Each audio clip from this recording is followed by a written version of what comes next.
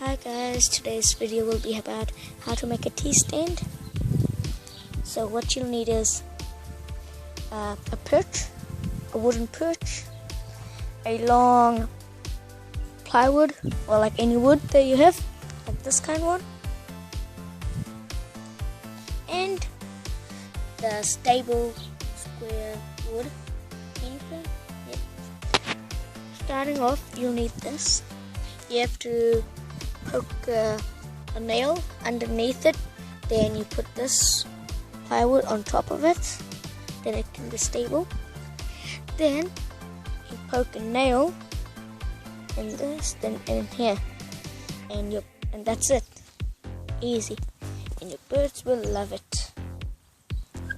My birds love this tea stand. It's their favorite thing.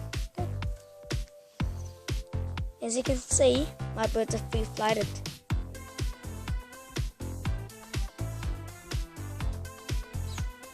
Go on, bye.